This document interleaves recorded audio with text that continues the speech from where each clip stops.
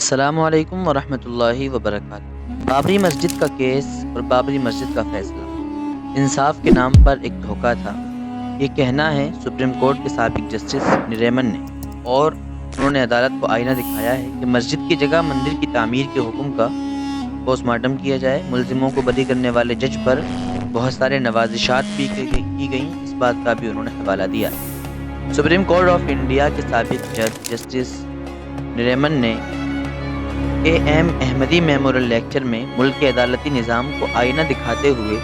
دو ٹوک لہجے میں کہا ہے کہ بابری مسجد کیس میں انصاف نہیں ہوا، بلکہ سپریم کورٹ کا فیصلہ انصاف کے نام پر ایک دھوکہ تھا۔ جمعے کو بابری مسجد کی 32ویں برسی سے ایک روز قبل جمعرات کو ملک کے 26ویں چیف جسٹس احمدی سے منسوب پہلے لیکچر میں جسٹس نریمن نے کہا کہ بابری مسجد تنازع کے تعلق سے سپریم کورٹ نے کئی برسوں پر جو معاملہ درج تھا، جو فیصلے سنائے ہیں، وہ سیکولرزم کے اصولوں کے خلاف ہیں اور ان کے مطابق انصاف پر مبنی نہیں تھے۔ انہوں نے بطور خاص 2019 کے اس فیصلے کو ذکر کیا جس میں سپریم کورٹ نے یہ تسلیم کرنے کے بعد بھی کہ بابری مسجد کی شہادت غیر قانونی اور مجرمانہ عمل تھا، نیز مسجد سے قبل وہاں مندر ہونے کا کوئی ثبوت نہیں ملا۔ یہ صاف الفاظ سپریم کورٹ نے بابری مسجد کے فیصلے میں دیکھے اور کہے۔ مسجد کی جگہ مندر کی تعمیر کا حکم سنا دیا۔ اس کے باوجود بھی انہوں نے اس بات پر بھی تنقید کی کہ جس جج نے بابری مسجد کی شہادت کے ملزمین کو بری کیا، اسے بعد میں یو پی میں نائب لوک آیوکت مقرر کر دیا گیا۔ جسٹس نریمن نے کہا ہے کہ میری نظر میں ان فیصلوں میں انصاف کے ساتھ سب سے بڑا دھوکہ یہ ہوا کہ سیکولرزم کے اصولوں کے ساتھ انصاف نہیں کیا گیا۔ واضح رہے کہ جسٹس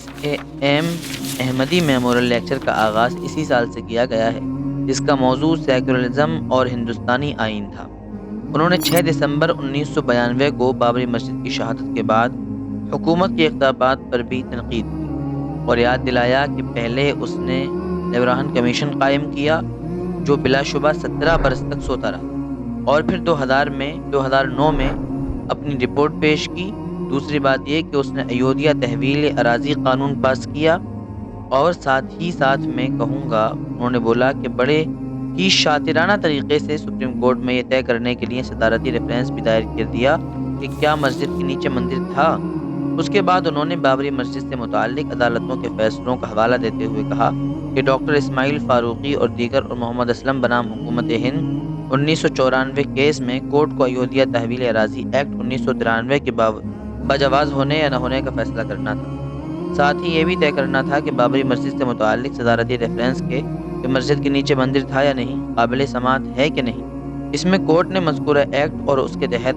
67 ایکڑ زمین کو تحویل میں لینے کی حکومت کے فیصلے پر مہر لگا دی۔ اس ایکٹ کے سیکشن 7 میں کہا گیا تھا کہ 7 جنوری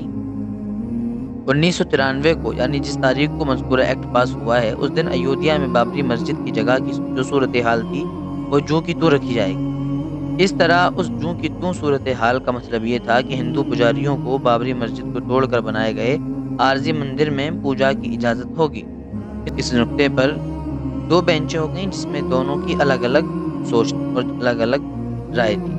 مگر 2 کے مقابلے میں 3 ججوں کی حمایت کی بنیاد پر صرف اکثریتی فیصلہ سنایا گیا۔ جسٹس احمدی نے اقلیتی فیصلہ لکھا جس میں انہوں نے کہا کہ یہ قانون سیکولرزم کے سخت خلاف ہے۔ جسٹس نریمن نے سپریم کورٹ کے 2019 کے اس حتمی فیصلے کو بھی تنقید کا نشانہ بنایا، جس کے تحت چیف جسٹس رنجن گوگوئی کی قیادت میں 5 رکنی بینچ نے بابری مسجد کی پوری زمین رام مندر کی تعمیر کے لیے ہندی فریق کو سونپنے کا حکم دیا۔ انہوں نے اس دلچسپ نقطے کی جانچ بھی کی اور انہوں نے ساری بات بیان کی کہ بابری مسجد کی شہادت قانون کی سنگین خلاف ورزی تھی،